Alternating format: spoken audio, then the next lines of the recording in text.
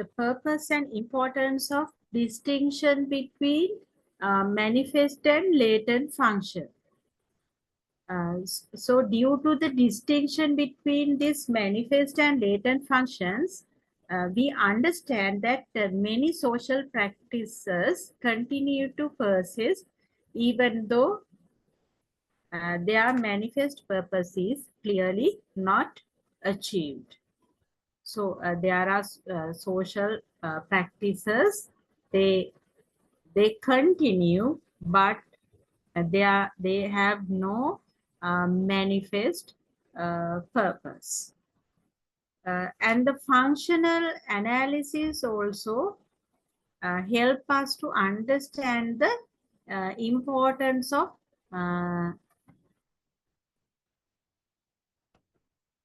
ceremonials in the latent function of reinforcing group activity. Ceremonials, the cultural items sometimes may be taken into this. There are some ceremonial functions, ceremonial activities. They are latent functions and they will help to have the group identity.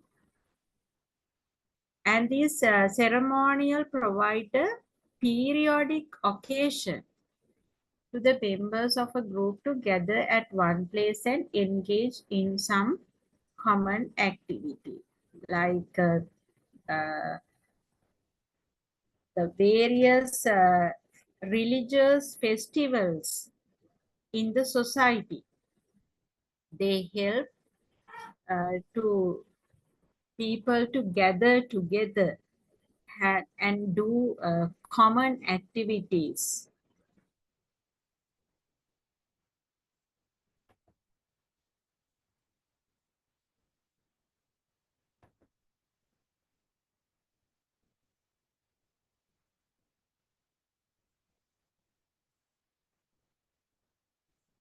And because of this concept of latent function, uh, one is able to take note of a range of consequences which are simply ignored or remained unnoticed.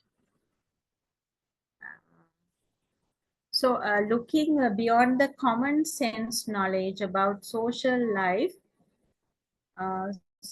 these latent functions throw light on the complexity of social practices. Now, these latent functions provide some kind of relief to the complexity of the social practices.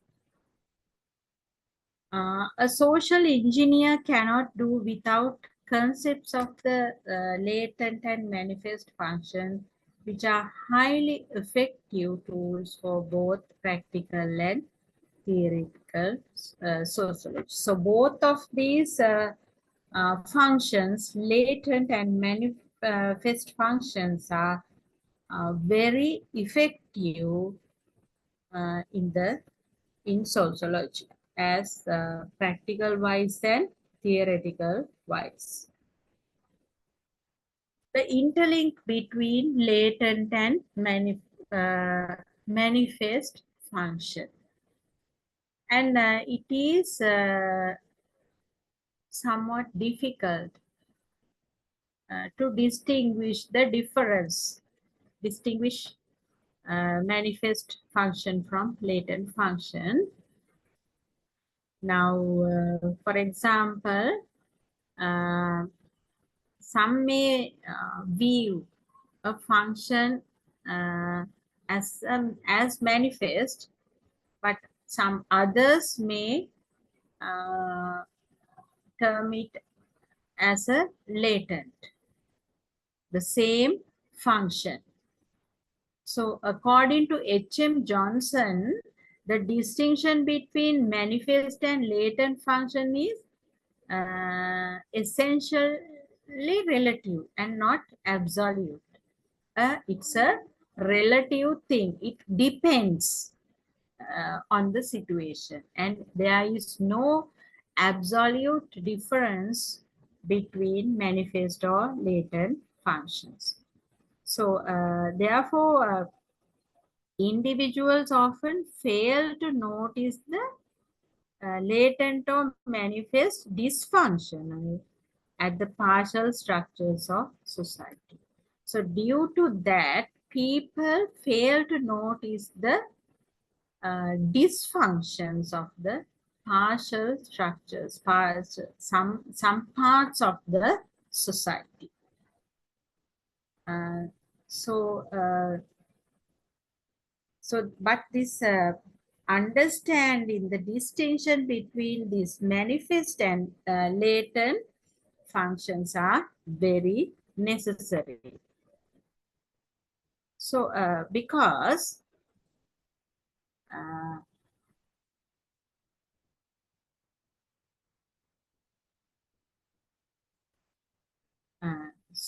it is helpful for the sociologist now, uh, the, to have an understanding of the latent functions and dysfunctions in them, right?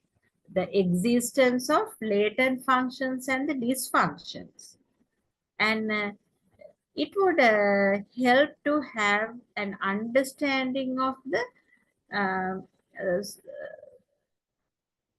social elements uh, in the society as functions and dysfunctions.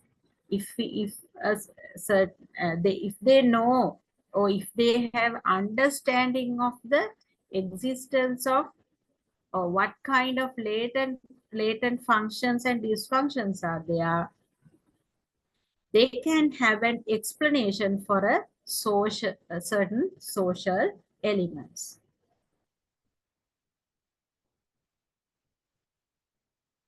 The sociologist can ignore the possibility of latent function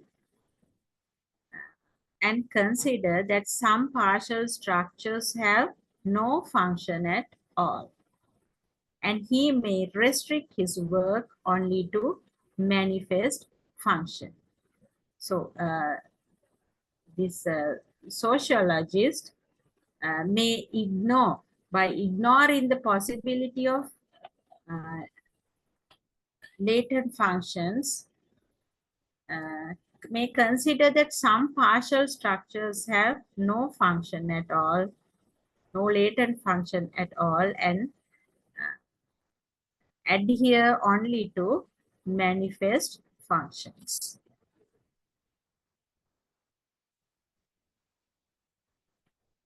So, to reform, in order to reform the partial structures of society, the knowledge of its latent functions and the dysfunctions are essential.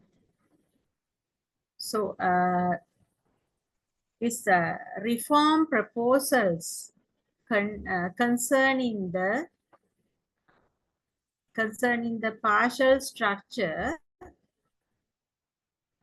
would be ineffective if they do not know the latent functions and the dysfunctions in that partial structure. The reform proposals would be useful. Useless. For example, it is essential to understand the latent functions of corruption before launching a drive against a corrupt political machinery in a city or province. Now, in order to have some kind of function against corruption in a certain partial structure, it is essential to understand its latent functions. Otherwise, uh, the this this campaign of eliminating corruption will not occur. They will not be able to do any kind of campaign against corruption in that structure. Therefore, the knowledge of the way in which society actually works is the only sound basis for social planning. So, uh, we have to understand how the society goes on, the basis of it. Uh, sound basis, sound understanding we should have for social planning. If we want to have any kind of social planning, we should know how the society goes on. Naive moralizing can be not only ineffectual but wasteful and otherwise harmful. So naive means we, if we, without having a proper understanding of the social background, if we have uh, some kind of uh, moralizing campaign for eliminating some kind of bad thing, it will not be effective and sometimes or most of the time be harmful. So this latent function and latent manifest distinction help in assessing the effect of transforming a previously latent function into a manifest function. So this distinction between these two functions uh, help help us to understand uh, the transformation of them. Transformation means one latent function becoming a manifest function. It transforms, it changes. So this distinction helps us to understand that. And it also involves the problem of the role of knowledge in human behavior and problems of the manipulation of human behavior. This distinction involves in the problem of role of knowledge in human behavior and problems of manipulation of human behavior. We have a problem of role of knowledge, the function of knowledge. Now, how does knowledge help to change the human behavior? And uh, how to manipulate the human behavior? We have problems regarding that. So concept of dysfunction. Dysfunction means a social activity that negatively affect the effective functioning or working of a social system. Dysfunction, a social function that negatively affect the effective function of the social system. So the difference between a function and a dysfunction can be understood through the Merton's functional system. And Merton makes a distinction between function and dysfunctions depending on their consequences.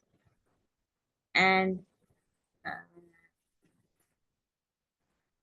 consequences or situations that interfere with the system and its values are called dysfunctions that interfere the system or values that the consequence or situations or some kind of happenings that occur in the system, societal systems that prevent the uh, prevent the its normal going or its values are called dysfunctions, and the things that contribute to the that help to the system adjustment are called functions. So dysfunctions are those consequences that lead to instability of the society, and that they would ultimately change in the system.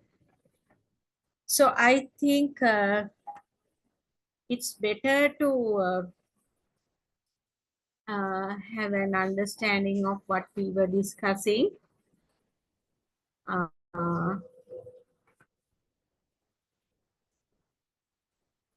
uh, we started with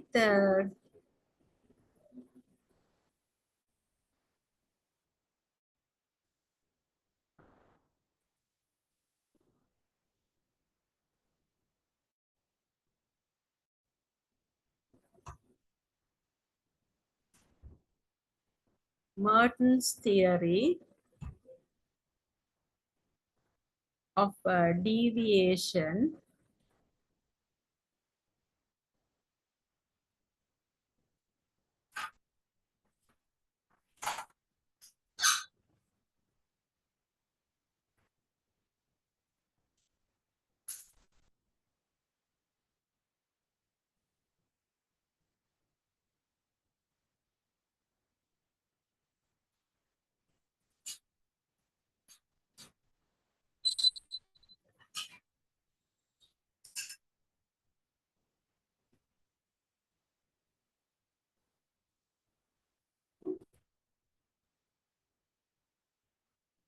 Uh, so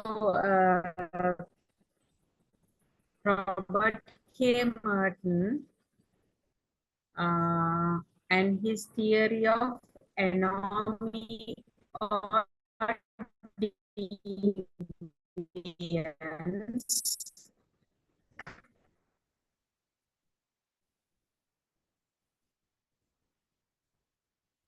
and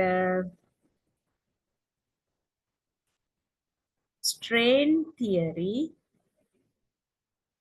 and uh,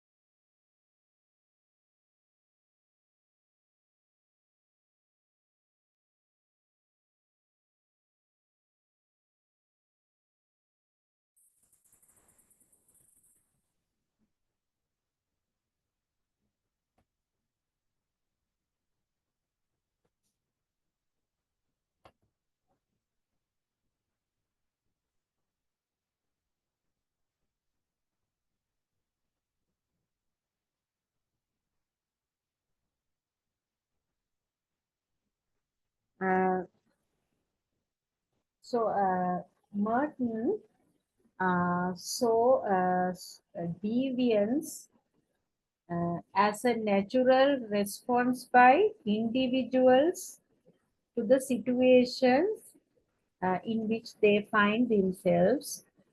So he has identified five possible reactions to the tensions between socially endorsed values and the limited means of achieving them. They are conformity,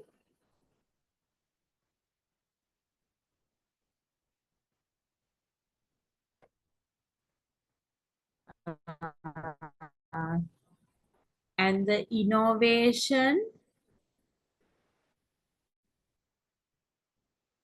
uh, ritualism, uh, retreatism, and the rebellion.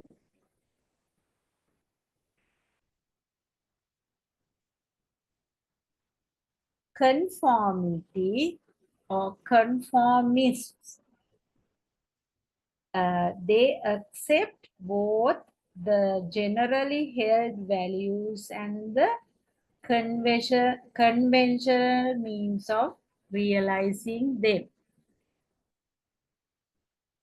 And uh, the majority of the population fall into this category, conformity or conformists.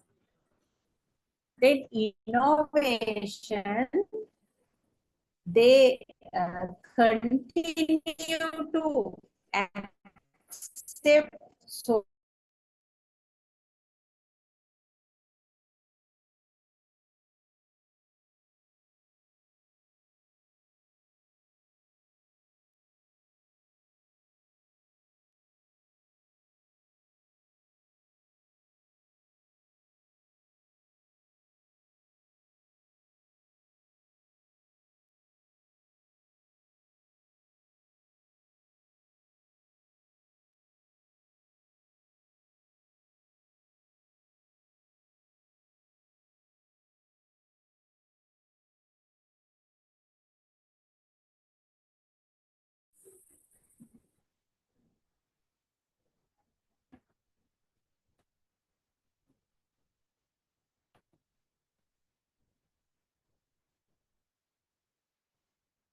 Uh, so these innovators or innovation, uh, they are most common form of deviance, and they want to accept socially approved values, but they use illegitimate or illegal methods of achieving them.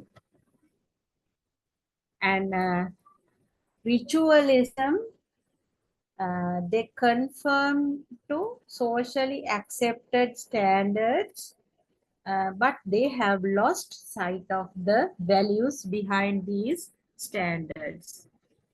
So that means they involve rejecting the goals while accepting ritualism. Then retreatism, they have abandoned the competitive outlook altogether, and they reject both the dominant values and the approved means of achieving them. And they have a lost commitment to achieve their goals and the means that society values. They are failures, alcoholics, drug addicts, vagrants, street people can be examples for these retreatists. And rebellions are rebels reject both existing values and the means of achieving them, but they wish to substitute new ones and reconstruct the social system. The radical political groups can be example for this. Uh, then we discuss the critical evaluation of Merton's theory of deviation. There are comments favor to the theory and against the theory.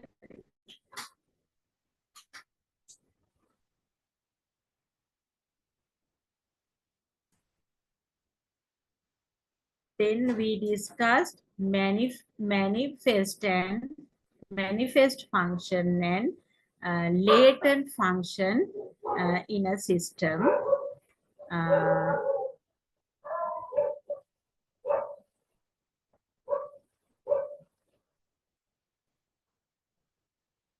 then discussed the distinction between manifest and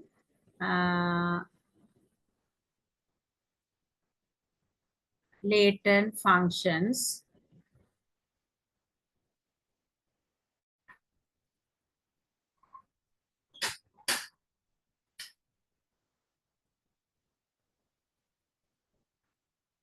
So manifest functions are the functions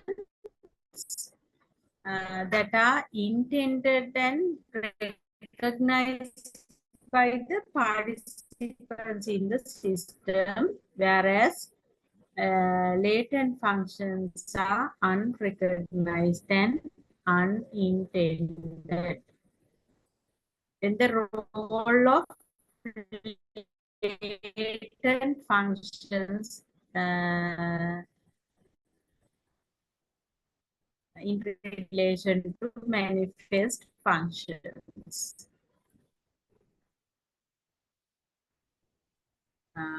The distinction between them, the manifest and latent functions.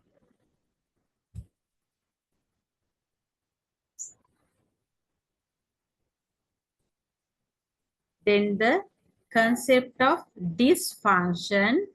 So the dysfunction is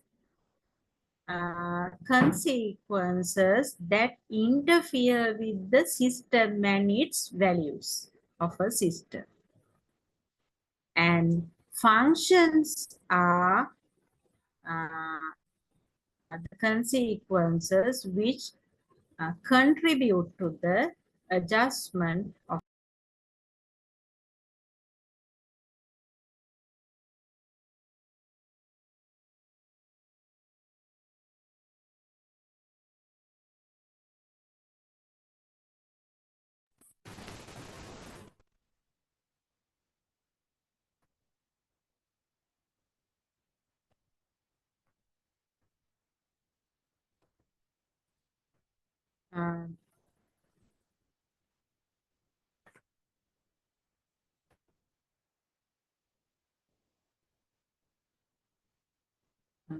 uh, so these are the things we have discussed today. Sorry for the disturbances we had today. And do you have any clarifications? Do you need any clarifications regarding today's lesson?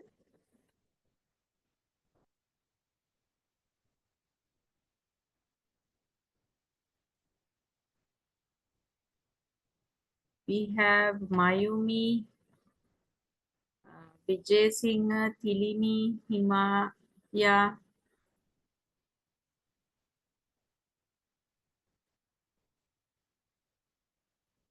Yes?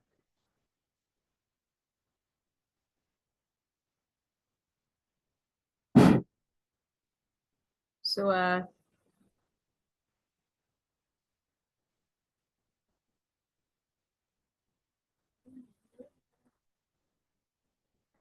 okay, then it seems that you don't have anything to ask. So, we shall stop this lecture now. So, goodbye, everyone, and hope to meet you tomorrow.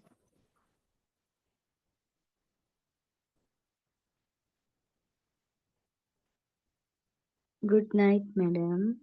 Good Thank night. you. Good night, Mayumi.